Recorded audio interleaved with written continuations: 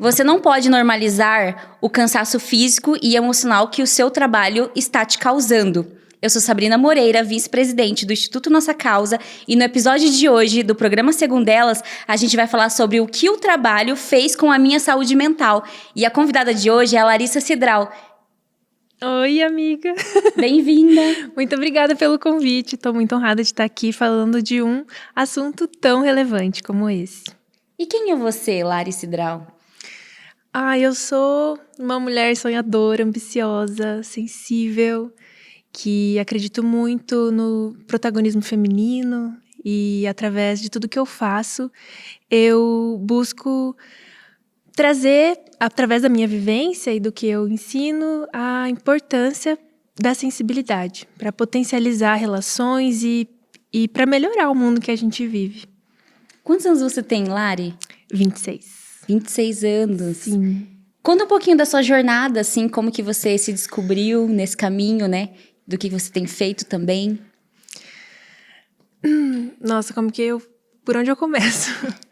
Mas eu acho que a música, ela é muito presente na minha vida. Eu comecei a cantar no colégio, tinha um coral no colégio. E, assim, despretensiosamente fui ali fazer o teste de solista, passei. E a música, ela veio num contexto ali religioso, então ela tem um lugar de me conectar muito com algo maior. E isso faz muito parte de quem eu sou também. E através disso, eu continuei cantando, e ali com 15 anos, o Binho, né, eu tenho meus irmãos, que é a banda que eu tenho junto, sempre foi artista. Então ele é muito uma referência para mim de pessoa que foi pro mundo e acredita muito na criatividade e sempre foi muito autêntico. Então ele influenciou muito a minha trajetória para começar a me enxergar como artista também e cantora. Então ali com 15 anos eu comecei a cantar na cena independente de Rondônia, em Porto Velho. Foi lá que eu comecei. Tinha um evento maravilhoso chamado Acústico Lo-Fi, que foi crescendo e eu fui me apresentando. Daí, inclusive, o primeiro show da Cidrais foi lá também, que foi, assim, despretensioso.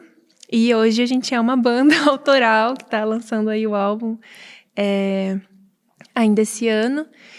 E eu sempre busquei autoconhecimento. Começou ali pela espiritualidade, que é algo muito importante na minha vida e de quem eu sou. Não ligada a nenhuma religião, mas a essa algo maior, a natureza, e prezando muito pela promoção de bem-estar, assim, através de, enfim, estar ali na natureza e se conectando, se encontrando, vivendo uma vida autêntica que faz sentido para mim.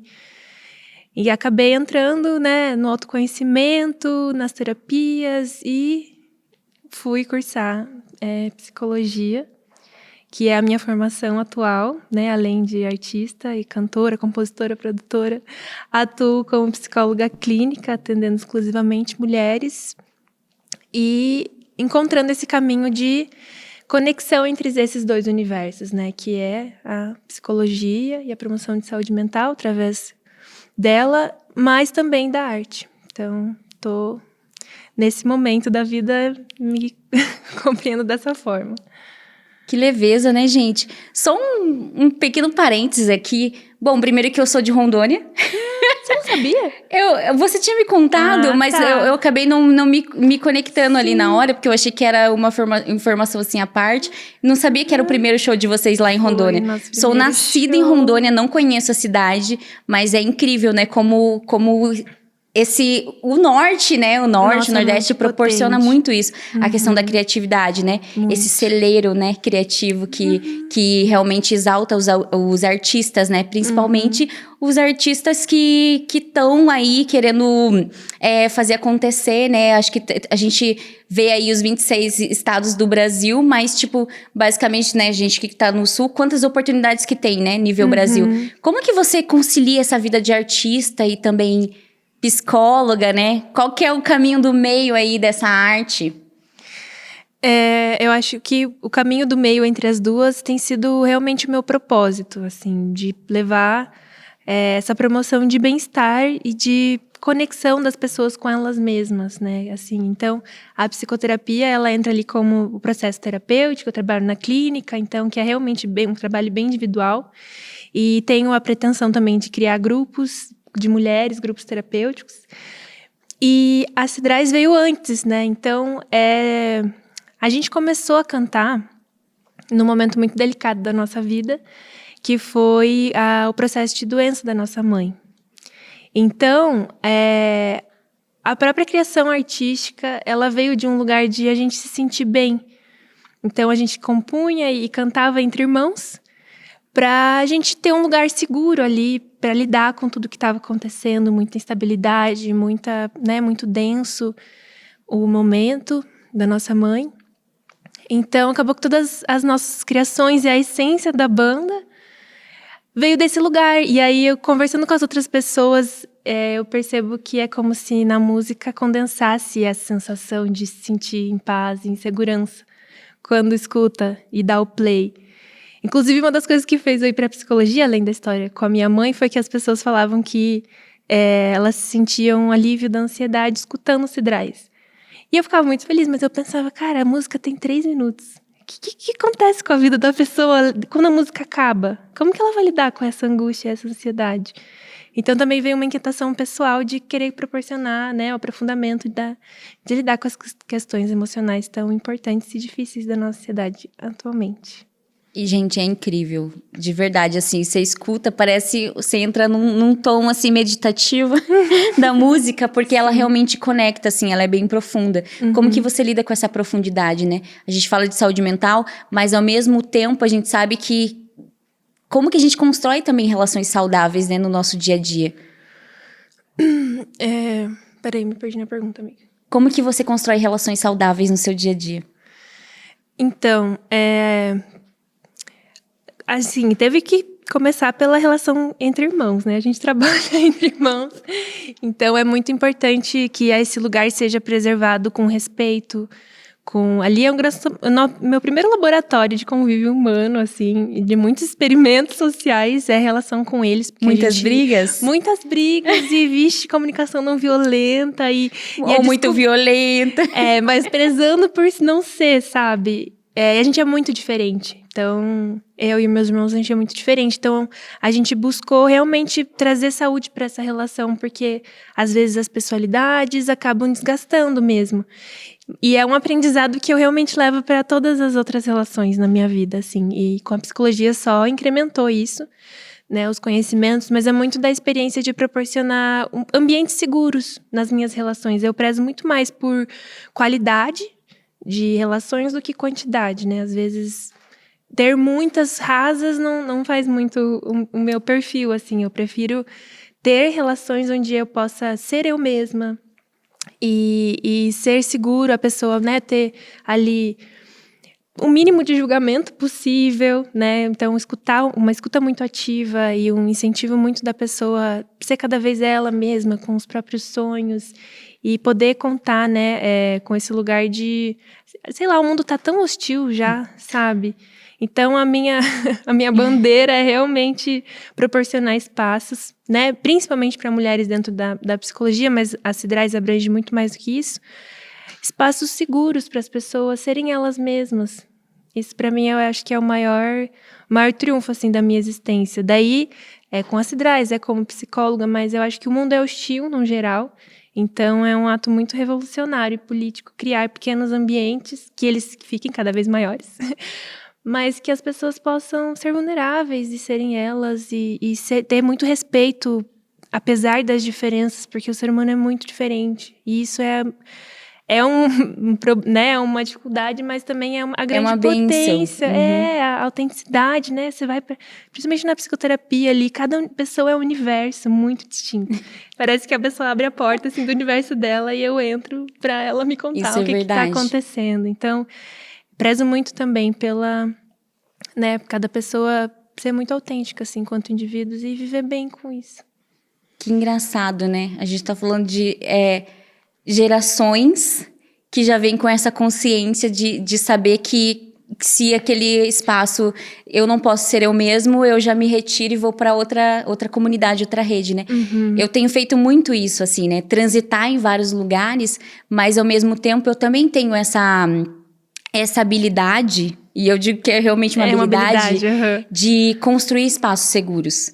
Porque não é, né, tem pessoas assim que não é todo momento, mas também não é todo mundo também que consegue se abrir, consegue pedir ajuda, né? Eu sou uma pessoa que não consigo pedir ajuda. Eu faço tudo sozinha.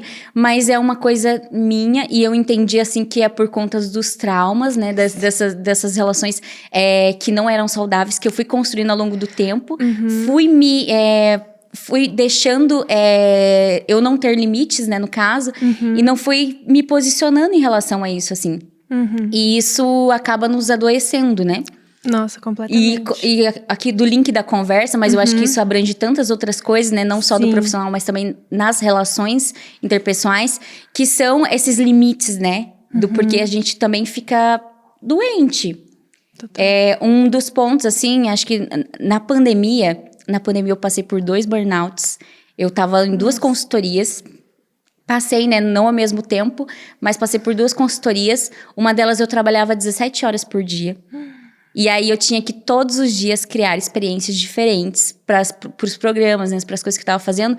E chegou um momento assim que eu surtei. Eu falei assim, cara, eu não consigo ser criativa. E aí eu lembro que meu chefe na época, assim, ele fez uma reunião comigo e eu travei assim, eu falei assim, não consigo ser criativa para fazer, tipo, o programa de amanhã. Ele falou assim, como assim? Você é limitada. Tipo, me falou assim. Daí eu falei, quê? Cara, naquele momento eu já quis pedir demissão, assim, acabou toda aquela emoção que eu tinha em relação à empresa, porque no momento que eu sempre fui muito empática, tive muita... tava me abrindo, né? Eu tava sendo vulnerável, assim. E aí, eu não fui acolhida. Nossa. E eu que acolhi tantas pessoas, né? Tantas pessoas diferentes. E aquilo, assim, me doeu, assim, sabe? E eu gosto muito, né, da Brené Brown, que ela fala sobre a coragem. Que aí, ela traz um questionamento que quanto mais você busca respostas para lugares que você precisa pertencer, você vai encontrar coisas diferentes. E, né, evidências que você pertence àquele lugar, você vai encontrar respostas diferentes. E aquilo sempre vai mudar. E aquilo, assim, me provoca muito, né? Tentar estudar essa questão da vulnerabilidade. Porque é muito sobre você, não é sobre o outro, né? E aí, aquilo, assim... Poxa, me doeu porque em que momento eu me permiti dar um limite que eu tinha que trabalhar 17 horas por dia. E aí, aquilo mexeu com o meu corpo, inclusive. Claro. E que eu não me exercitava, né? Na época, não mudou muita coisa, mas eu acho que hoje eu faço... acho que os exercícios também, esse autocuidado, são formatos diferentes. Não é pra todo mundo. Gente, não vou virar do noite de uma super corredora. Já fui super atlética. Mas, assim, as pessoas, eu acho que também trazem talvez um estereótipo do que a gente precisa ser. Isso também nos gera um mal-estar, assim, sabe? Que vai minando nossa saúde de todas as formas. Nas amizades, né? Vai nos podando. Então, como que você vê isso? Como que as mulheres também trazem isso pra você, né? De várias maneiras diferentes, assim. Quais são os desafios diários que você escuta?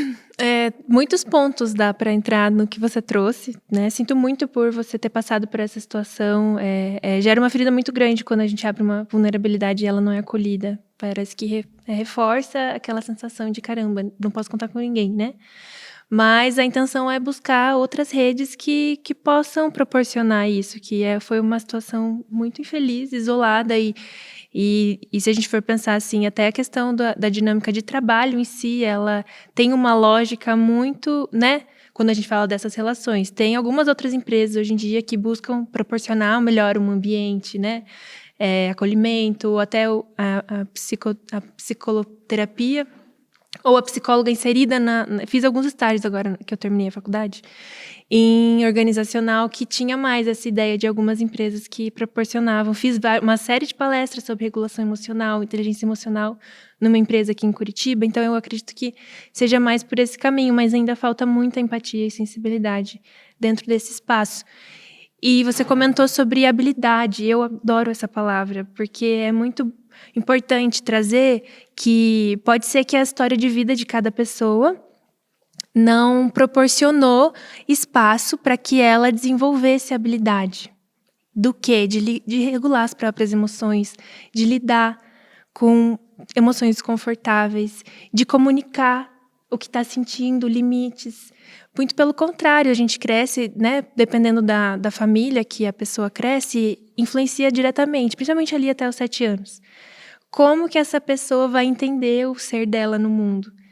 E não é que seja só culpa da estrutura familiar, porque quando a gente cresce e vira adulta, também é uma responsabilidade nossa lidar com as próprias feridas. Mas eu gosto de trazer como habilidade a questão de comunicar, né? Aprender. Então não é algo que nasce pronto. As pessoas não nascem saindo assim, né? Da barriga da mamãe, assim, com tudo já pronto do que a pessoa vai ser, como ela vai agir. Não, a gente tá ser humano no mundo sem manual, sem receita de bolo. Até eu falei do receita de bolo, é uma frase que eu uso bastante. E alguém me disse bem assim, mas nem receita de bolo dá certo. Então a vida, ela Bateu errado já. Já, te bato o bolo. É muito importante buscar, então, investir tanto em lugares ou cursos que você desenvolva habilidades de comunicar, né? Comunicar de forma respeitosa, mas delimitar. Então, tem um processo que, além de ver como habilidade, de reconhecer as próprias emoções, de comunicar ela nas relações de forma mais respeitosa possível. Óbvio que, às vezes, surta, a gente é ser humano, mas a intenção é ser respeitoso. É só no exercício disso. A questão da habilidade e de que é fundamental que a própria pessoa dê esse passo para trás e se pergunte em que momento se perdeu. Porque cada pessoa é uma história muito única. Então, esse se perder aconteceu em algum momento, não é do nada. As pessoas, né, podem perceber do nada. Sim. Mas tem um contexto, tem uma história, tem um motivo, ou vários, que há essa desconexão. Então, esse se perder, ele é realmente como se tivesse algo ali dentro, que é a nossa essência, o self. Cada teoria da psicologia vai trazer de um nome, mas que é o nosso limite ali, respeitoso e saudável, de que, caramba, se eu atravessar aqui, eu sei que você terá prejuízos, né? Talvez essa construção dessa percepção de que esse lugar existe. Então, é mais a gente não estar percebendo ele mesmo, muito se comparando, muito vivendo no automático, muito desconectado, que acaba que vai sendo engolido, porque quando a gente pensa trabalho hoje em dia, né, o capitalismo é, assim, engolindo vivo pessoas. Então, é muito revolucionário esse processo de parar e dar um passo para trás e repensar as próprias atitudes e o que está fazendo com a própria vida, para que gere saúde, porque o corpo uma hora vai parar. Se a pessoa não para, uma hora o corpo vai dar um jeito, vai travar alguma coisa do sistema, porque está tudo interligado, né? A gente fala assim, emoções, mente e corpo, para a gente conseguir distinguir. É um sistema só. Mas é tudo muito conectado, muito. E às vezes um pifa antes do outro. Mas é aquele sinal de alerta, de sobrecarga, pare, senão vai pifar. Normalmente a gente não vê esse sinal de alerta, né? Quando acaba chegando numa sobrecarga de estresse tão grande, que é o burnout, é porque esses sinais de alerta, eles foram, né, não de forma consciente, né, mas não foram levados em consideração, e aí chega no limite. Todo mundo tem o seu limite. Isso, antes eu romantizava, assim, essa questão, né, de ser workaholic. Ai, nossa, saía, tipo, horas, sei lá, sairia 10, 11 horas do trabalho e, tipo, achava que era super produtiva. Eu descobri que eu não era produtiva na pandemia. E aí eu falei assim, daí foi um momento que eu parei, me olhei assim e falei assim, gente, o que eu tô fazendo? Porque foi um momento que todo mundo parou, mas foi um momento de verdade que eu, tipo, pela primeira vez na vida tinha parado, assim. Eu, tipo, realmente pifei. Falei assim, caraca, o que tá acontecendo? Em que momento, sabe? E, né, 30 anos depois, o que eu vejo, pra mim, assim, né, claro que cada pessoa tem uma jornada diferente, mas a questão da saúde mental veio porque, tipo, eu tava vendo que eu tava fazendo uma escolha, e aí talvez é um conselho / inspiração, assim, pra quem tá ouvindo, são coisas diferentes, mas que tem uma linha tênue entre trabalho e carreira. E aí, porque eu sempre foquei em investir no meu trabalho. ganhar dinheiro, pagar as minhas contas, viver, tipo, minhas experiências. Mas eu nunca desenvolvi minha carreira. Eu fui me preocupar com isso depois dos meus 20 anos, né? Depois que eu falei assim, cara, eu não vivi, assim, tipo, a vida plenamente como eu gostaria, porque eu venho de um contexto onde tive sempre que ajudar em casa, morava com os meus pais, né? Meus pais extremamente religiosos, tinha toda aquela questão desse estigma, né? De, falar assim, da questão também de você não ser abundante financeiramente. Então, tem várias limitações, assim, que eu fui conhecer terapia depois dos meus 20 anos. E por decepções amorosas, inclusive. Só que, antes dessas decepções amorosas, que, né, eu nunca me permiti me relacionar profundamente com pessoas, tipo, amorosamente com ninguém, porque eu tava muito focada no meu trabalho, não na minha carreira. E aí, no meu trabalho, inclusive, quando eu conheci a terapia, foi o seguinte, eu entrei num processo de coaching, entrei ali, tipo, era o quê? 10 semanas? Daí, quando eu cheguei na 5ª semana, eu lá com a minha amiga e tal, inclusive, eu adoro ela realmente, assim, foi uma pessoa que abriu a minha mente, assim, pra essa questão entre trabalho e carreira, que ela falou assim, olha, Sabrina, eu posso te ajudar até aqui. Pra onde você precisa até ir agora? É pra terapia. Deu, Sim. Como assim? Tipo, daí não, mas eu quero trabalhar minha carreira, meu trabalho, né? Tipo assim, vamos fazer, né? Eu quero focar nos meus planos aqui. Dela, olha, você tem muita limitação. Muita, assim, muita. Tem crença limitante da tua família. Vamos trabalhar isso. Ela fez um processo de coaching lá que eu amei, inclusive. Que era aquela coisa de desenhar a família. Que, tipo assim, que tamanho que tava a família. Tipo, ela conseguia interpretar isso nos desenhos. O quanto eu me sentia pequena. Assim, e era não só com a minha família, mas também com as pessoas. Porque eu me sentia muito, tipo assim... Sabe? Não tive acesso. Então, eu me colocava em lugares, assim, que eu mesmo me colocava em lugares desconfortáveis comigo mesma, porque era uma forma de eu também me desafiar. E aí, e de uma forma, assim, que... Cara, também era super corajosa, né? De também me permitir, tipo, vivenciar algumas coisas, mas também me decepcionar. E aquilo, assim, foi muito frustrante. Mas eu fui pra terapia, né? Depois e tal. E fui... Gente, teve uma terapeuta que me demitiu, inclusive. Cara, foi porque como eu não conhecia o processo, e aí eu não tava tão comprometida. Porque eu acho que eu nunca consegui, assim, ter esse espaço de confiança, por exemplo, que é uma coisa que eu construo naturalmente no Segundelas, que eu me abro, assim, escancaro, né? Todos os meus desafios, assim, ai, gente, aconteceu isso e tal. E é uma coisa, assim, que eu preciso me relacionar muito com a pessoa para poder me abrir. Então, as pessoas que estão mais próximas de mim hoje eu não tenho mais filtro, assim. Tipo, veio uma coisa assim, eu falo assim, cara, eu não vou esperar até o fim do dia pra falar que eu me incomodei com essa coisinha aqui. E eu pego e simplesmente jogo e falo assim, cara, lide com isso e vou embora. E, tipo assim, não converso mais sobre aquilo, deixa a pessoa digerir. Porque antes eu tinha um comportamento que era o seguinte, eu não gostava de uma coisa, eu pegava... Cara, não gostei. Eu, tipo assim, eu excluía a pessoa da minha vida, fingia que não aconteceu. Se isolava, e, tipo assim, mudava... Ia pra outro ecossistema, sei lá, e fingia que não aconteceu aquilo, porque eu não queria lidar com aquilo. E aí eu ia só deixando debaixo do tapete.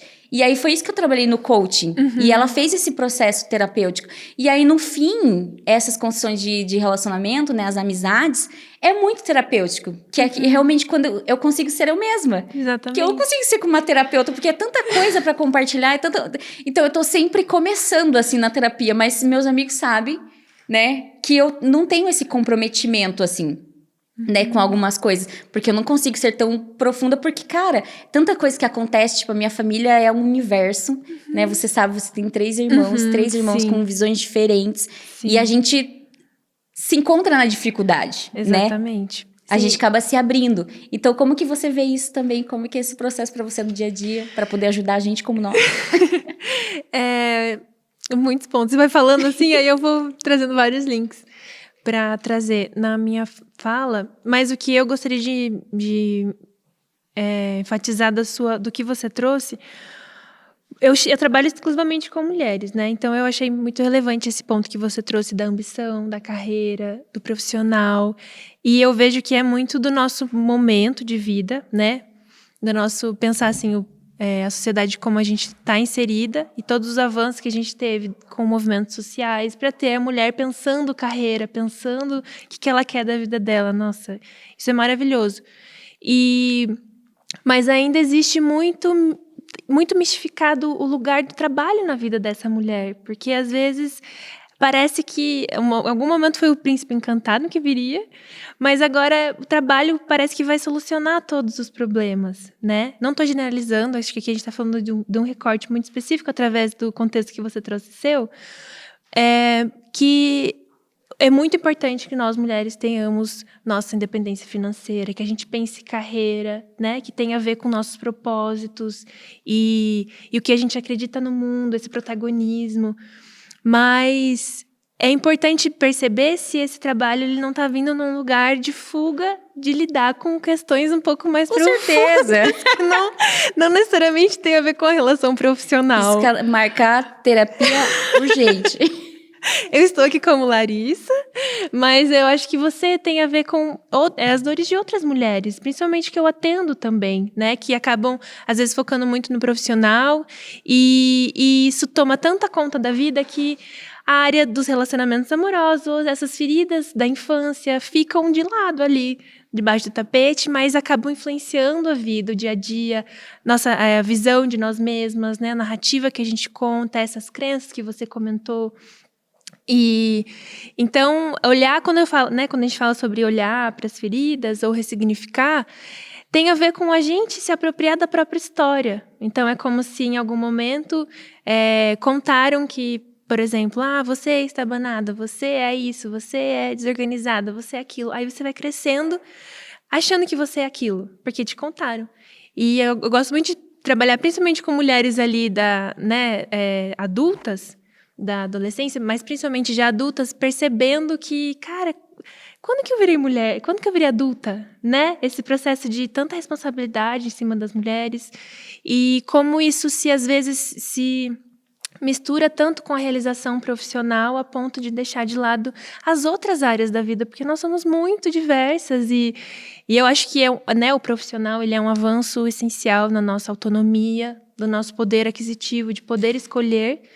Mas, e o nosso lugar sensível, o lugar dessas fragilidades que tanto dá conta, que acaba sendo visto como algo menor. Às vezes inconsciente, aqui a gente está falando, né? Você comentou como você gosta de estudar sobre a vulnerabilidade, mas às vezes ser vulnerável também é acolher aquela nossa criança mais novinha que ouviu algo muito duro e que não recebeu o acolhimento que ela precisava naquele momento. E aí, hoje, como adulta, é muito sobre um processo da gente também se acolher, sabe? Isso que eu vejo muito na prática clínica, trabalhando com mulheres, o quanto a gente cuida muito desde muito nova e o quão é estrutural, sabe?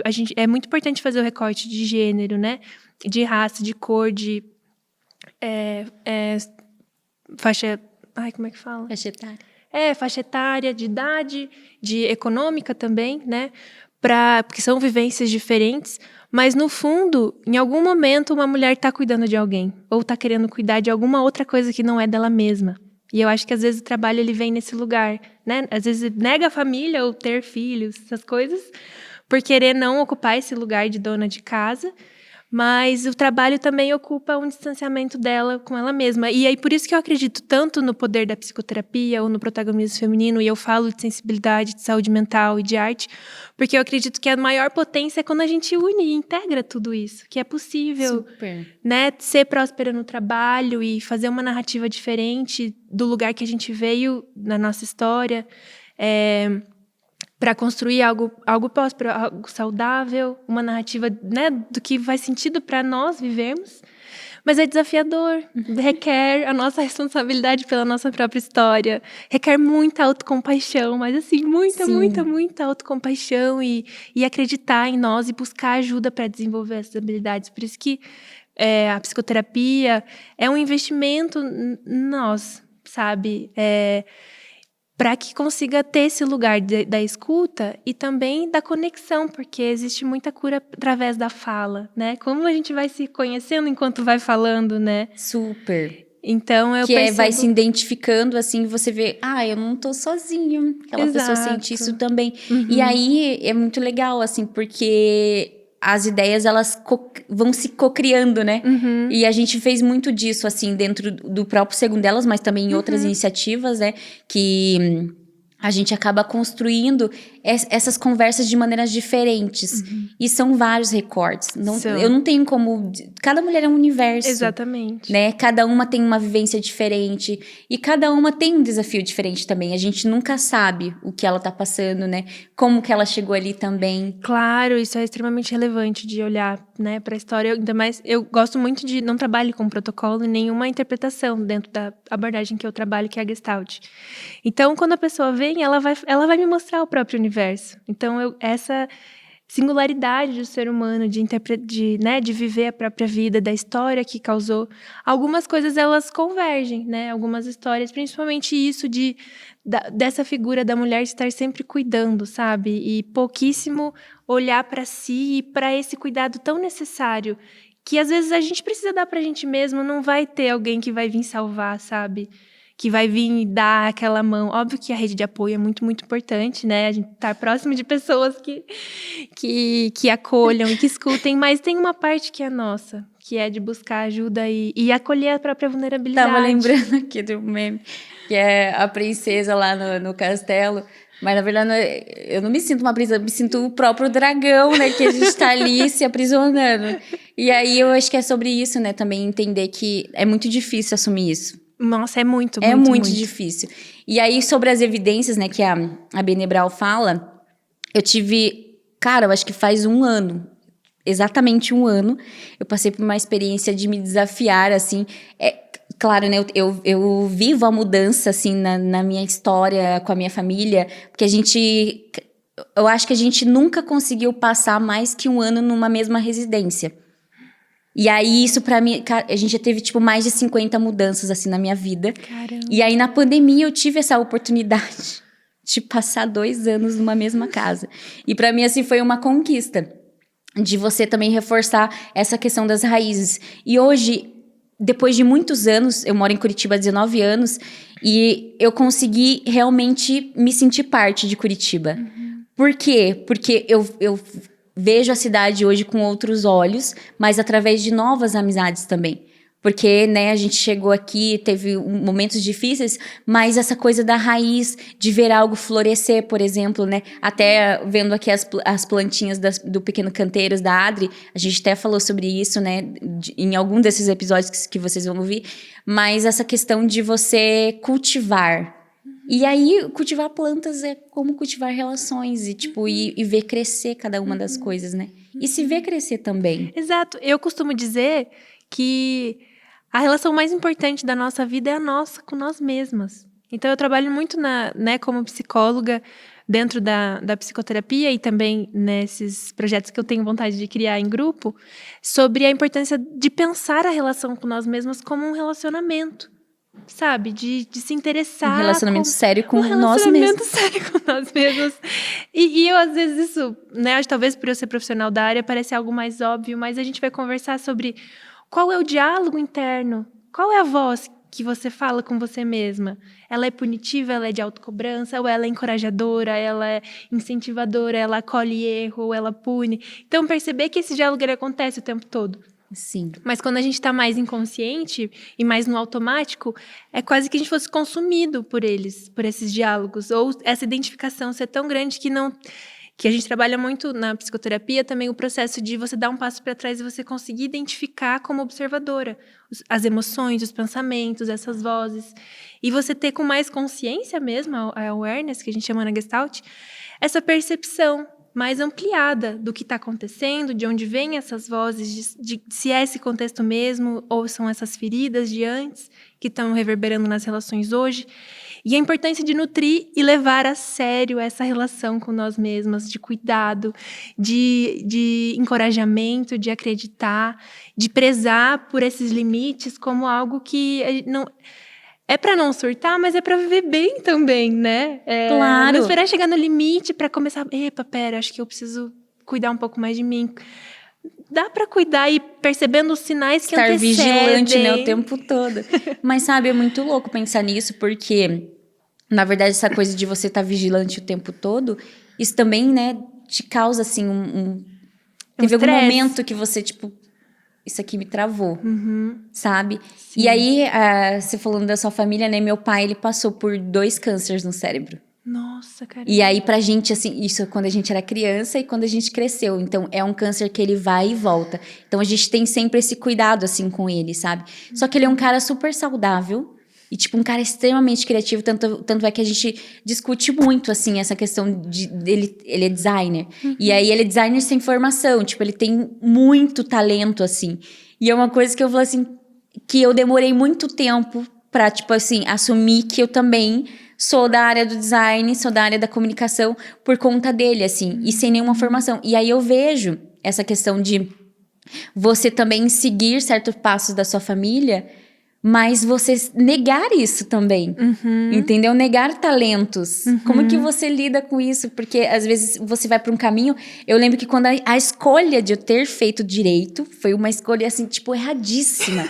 Erradíssima.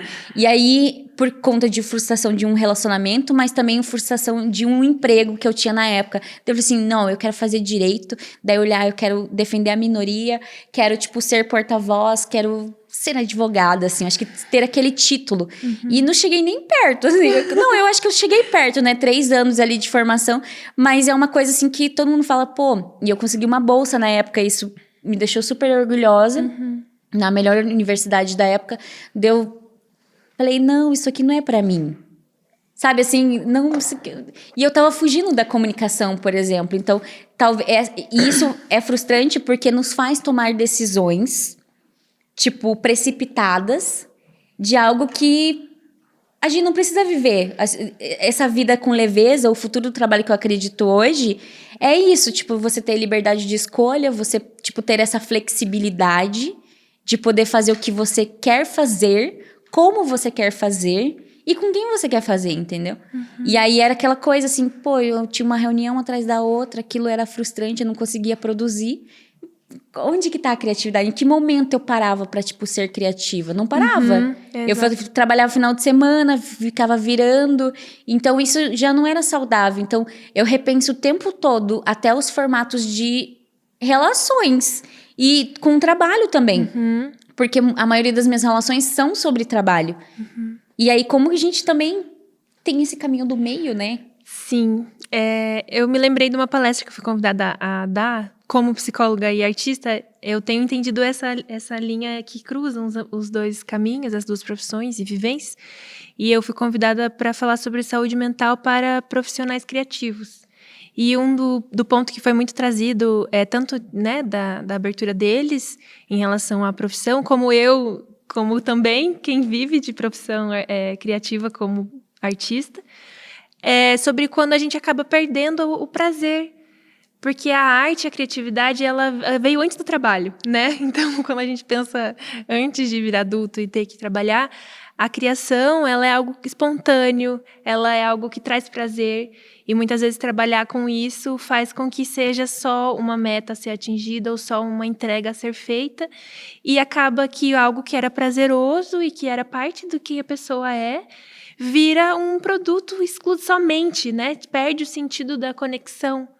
Então, eu trouxe muito esse ponto e todo mundo percebeu que em algum lugar estava fazendo isso, de realmente estar deixando de lado algo que era muito prazeroso por conta da demanda criativa, de ter que estar o tempo todo criando. E a criatividade é algo muito sensível, é algo muito sublime.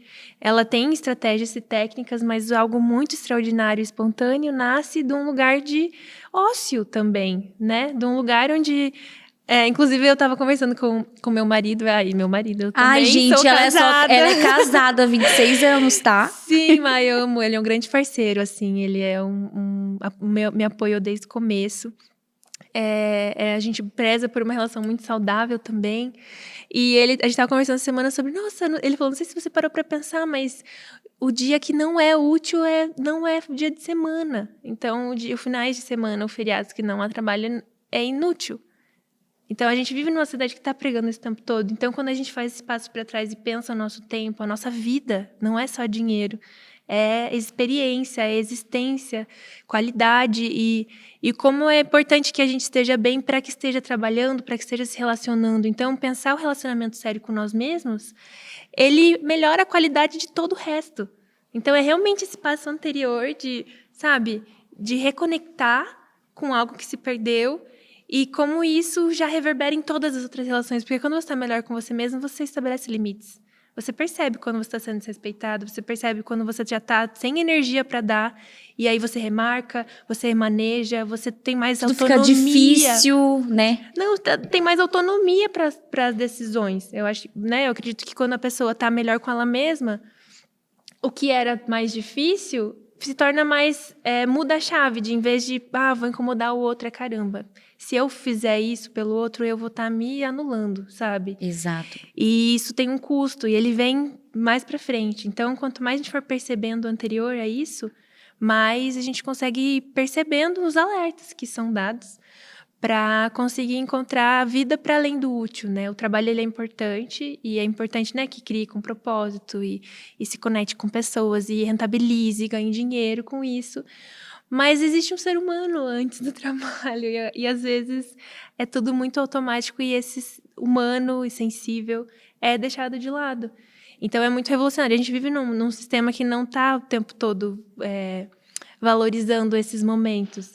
Mas está mudando, porque também está vendo que rentabiliza as pessoas estarem bem mudar. Com saúde mental. Você vê que a qualidade do trabalho muda, né? Então, eu acredito nesse movimento também, que a gente pensa trabalho aliado à saúde mental e à criatividade, à sensibilidade. Porque senão a gente não vai conseguir continuar existindo como ser humano. Nem vai o virar CNPJ tudo... vale um AVC. Sim, e daí dizem. A gente fica só inteligência artificial, né? O que diferencia a gente do robô é a nossa singularidade, é a nossa subjetividade. E se a gente não cuidar dela, a gente vai entrar em extinção e não pode. tem que continuar criando, tem que continuar sentindo. Eu sou a favor dos robôs se vão nos servir. Não. Eu acredito, assim, que esse movimento, com certeza, ele tá acontecendo. E que mais pessoas conscientes de não aceitar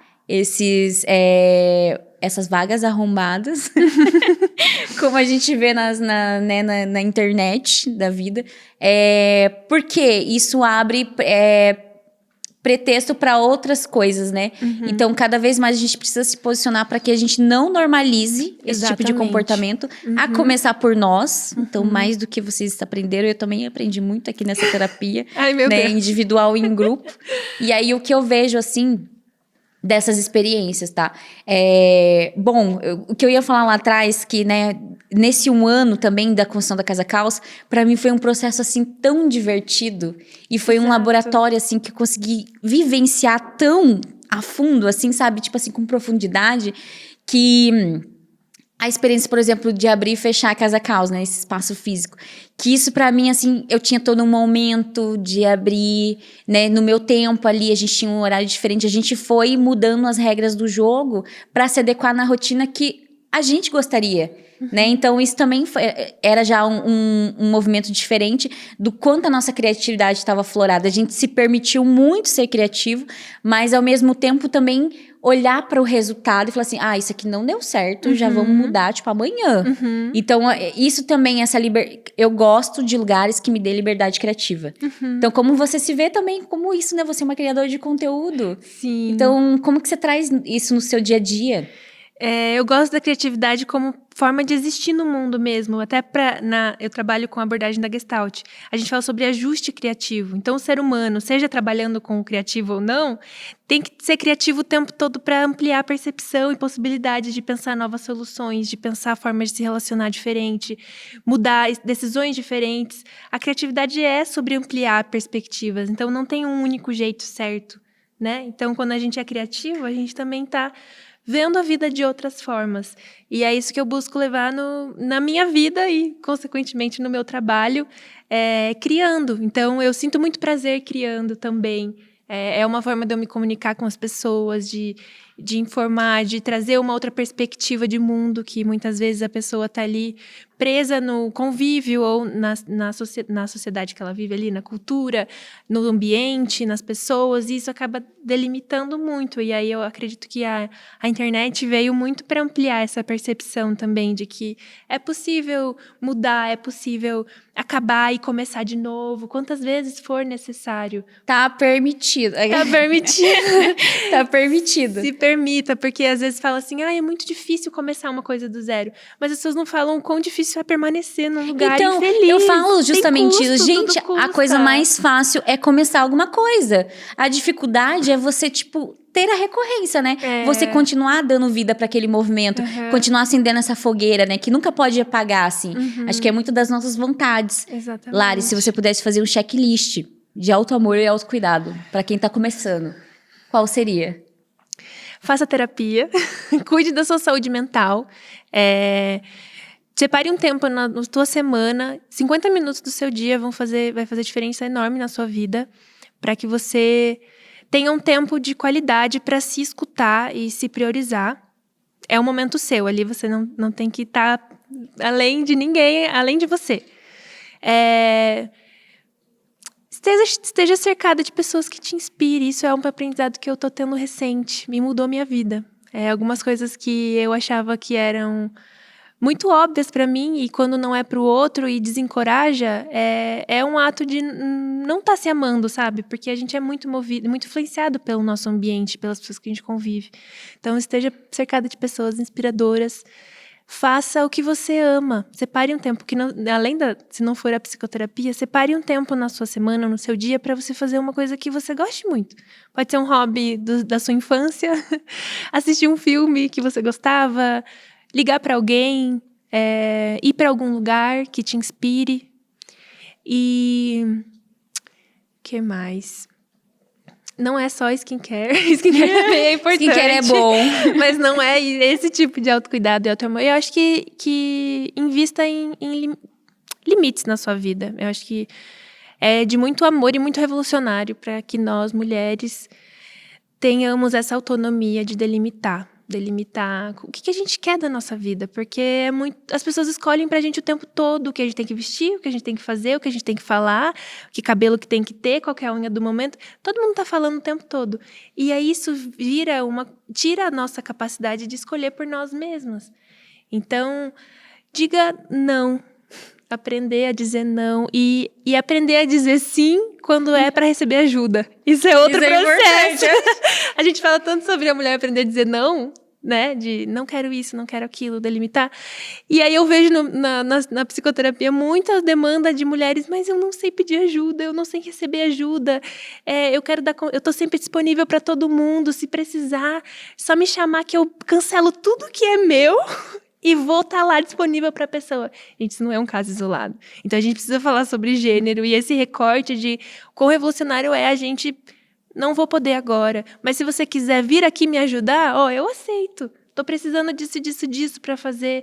O quão é da nossa habilidade essa capacidade de perceber que isso não foi incentivado. Porque nós, mulheres, como nossa cidade, a gente teve que estar disponível a partir da criação, né? Pensando o contexto histórico, cultural... para estar ajudando na casa, né? Para ajudar... A economia do cuidado. Economia do cuidado, tudo tá cuidando dos irmãos, ajudando a mãe em casa e se preocupando e não querendo dar problema, porque os irmãos já tá dando problema, sabe? Assim, então... Eu sei porque eu também, 3 irmãs em casa. Então, a gente tem muita conexão aí. Mas então estabelecer esses limites e aprender a dizer não para aquilo que não faz sentido para você, sem culpa, tá tudo bem, você também merece saber fazer aquilo que faz sentido pra você. E dizer sim quando quer ajuda, sabe? Precisa de alguma coisa? Você tá bem? Ser sincera, sabe? Não tô bem. Vem cá, queria, né? Vamos assistir um filme junto. Enfim, ajuda. Ficar em posição fetal juntos. Enfim, tá cercada de pessoas que inspiram e ter esses cuidados de amor e pensar a relação mesmo com nós como algo que deve ser levado a sério. Acho que é o maior ato de amor e cuidado que a gente pode ter por nós mesmos como mulheres. Você foi muito leve. Vou só fazer uma adenda na tua lista. Assim, eu sempre sou mais radical. Fala. Mete um Vipassana, que é 10 dias Esse eu nem no silêncio. Eu tenho coragem de fazer. Amiga, já fiz 2 vezes, recomendo. Sério? E pra mim, assim, Conversar sobre isso. foi um surto individual. Eu nem sabia que o surto individual existia. Eu só conhecia a palavra surto coletivo. Mas, cara, foi muito importante, assim. Nesses 2 momentos que eu fui, assim, eu demorei 4 anos pra ir.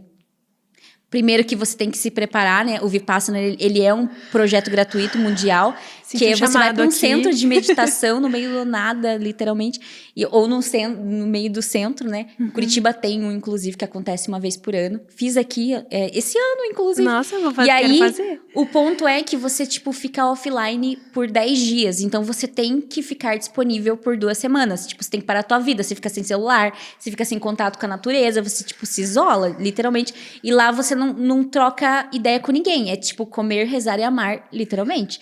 E aí, o fato de você também se preparar para... Cara, a vida não me preparou para ir para um Vipassana.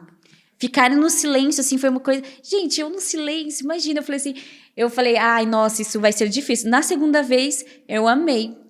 Porque, assim, no fim, a gente quer muito...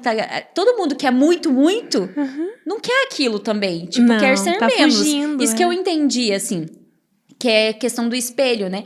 Então, gente, pra mim, meu Deus, uma libertação, não ter que falar com ninguém. Então, se eu pudesse ficar no silêncio, assim, só pra criar, fazer minhas coisas e tal, tranquilamente, eu ficaria. Nossa, e pra mim, eu tenho um mantra que eu tenho que ir todo ano, assim. Todo ano, pra eu poder, tipo, me libertar de algumas coisas. Acho que é um descanso, é um detox mental. De você parar, assim, e falar assim, gente, 10 dias que é pra mim, assim. Só que assim, você não para de meditar, né? Tipo, é todo o tempo. Offline nas o detox redes é real. E online dentro de si, né? Porque Exato. você fica não, com a cabeça não para e, tipo... focada E justamente, dentro. você vai pra um lugar para se desconectar por 10 dias... E no fim, você fica muito conectado. Com você mesma. É, porque daí você fala assim... Conversas que você não teve. E tipo assim, palavras não ditas. Que fica aqui, ó. Gente, aquilo assim, desce assim, rasgando. Porque lá você lembra de tudo. Sonhando, assim, você lembra de tudo. E aí é uma coisa que você não se desconecta. Mas eu gostei, tá? Você... 50 minutos no dia? O quê? Você falou na tua lista, 50 minutos para você parar para refletir? Eu falei 50 minutos de psicoterapia, na verdade. Mas se quiser fazer algo terapêutico, uma escrita terapêutica por 5 minutos, também ajuda muito a se conectar. Alguma prática que faça você se conectar com você mesma também, assim, na semana ou no dia, sabe? Às vezes a escrita, ou a música, ou a meditação mesmo, né? É essencial para diminuir ali o estresse e tudo mais. Sim, porque a vida já é muito corrida, né? Tanto a gente tem que fazer essas decisões muito de forma consciente. Olha justamente essa frase. Que pra mim, tipo, eu me sentia numa corrida. Que eu não conseguia nem parar pra respirar. E, nossa... Gente, não é só o burnout. É realmente... Como é aquele momento que você... Ai, deixa eu refletir aqui, peraí. Síndrome do pânico. Eu tive... Gente, eu morava numa casa maravilhosa. Eu tava, tipo assim... Tava já no meu segundo burnout. E aí, eu tomei um café maravilhoso que eu mesma preparei, né? Essa questão de também com a comida, assim. Eu gosto muito de fazer as coisas, tipo, tocar e tal. Eu sou muito sinestésica, né? De tocar nas coisas. E aí, preparar minha própria refeição, assim, é uma coisa que... Pra mim, é muito terapêutico. E aí, nesse dia... Foi um dia comum, assim, que eu fiz meu próprio café. Olhei, eu tinha um lago, assim, em casa. Era uma sacada maravilhosa. E eu olhei, assim, um céu maravilhoso. Do nada, gente. Me deu uma síndrome do pânico. Eu não conseguia respirar. Comecei uma tremedeira. Eu fui parar no hospital. Então, eu tinha dessas, tipo, todo ano. E eu não sabia que isso era um burnout. Então, tipo assim, começou a ser mais frequente, assim. Então, é um sintoma que eu comecei a ignorar. Porque todo ano eu ia parar no hospital. Ficava tomando soro. Ninguém entendia o que eu tinha. Então, eu ficava tomando calmante. Daí, mas eu não entendia o que era por conta do trabalho, assim. Então, também isso, né, entender que, tipo, são coisas muito pequenas, que, tipo assim, você vai, pô, eu tava num café maravilhoso, olhando o céu aqui, e do nada, tipo, paralisei meu corpo. Então, também entender isso, né, tipo, que esses são os alertas do dia a dia. Me lembrei aqui agora. Lari, pra gente finalizar, então, nosso papo maravilhoso, incrível, assim. Você é incrível, de verdade, assim, te desejo o maior sucesso do mundo. Assim, te acompanho muito, quero muito que você cresça, né? E você, agora, ao nosso lado aí, com outras mulheres, com certeza vai somar muito. Quais são as suas maiores referências, assim, pra essa galera seguir também e se inspirar? Na verdade, eu quero trazer que a minha maior referência é a minha mãe. Eu não trouxe tanto ela hoje aqui, mas ela é quem me inspira todo dia a mudar o mundo de outras mulheres, assim, transformar a vida de outras mulheres. Ela é a minha maior inspiração de mulher, de garra, de força, de criativa, de empreendedorismo, de acolhimento, enfim, de amor. Ai! E eu tenho muito dela em mim e com o processo ali, a gente acabou não aprofundando, mas tudo bem, o processo de adoecimento dela me fez refletir sobre a vida. Então, a minha mãe faleceu ali de câncer, que foi onde nasceu a banda, e foi o que fez eu buscar por saúde mental, para que outras mulheres consigam perceber os sinais antes de algo pior acontecer. Que importante. É a minha maior missão e ela me inspira todos os dias, onde quer que ela esteja. Eu tô aqui como parte dela e com certeza de onde ela tá muito orgulhosa de que ela tá me tornando. Nós estamos muito orgulhosas. Obrigada por continuar essa missão. Obrigada pelo convite também e pela sua missão de trazer protagonismo para tantas outras mulheres. E você também tá transformando vidas. Ai, que orgulho. Vamos juntas. Obrigada, gente. Assim a gente encerra o papo de hoje com a nossa última convidada. Muito obrigada. Ai, que lindo.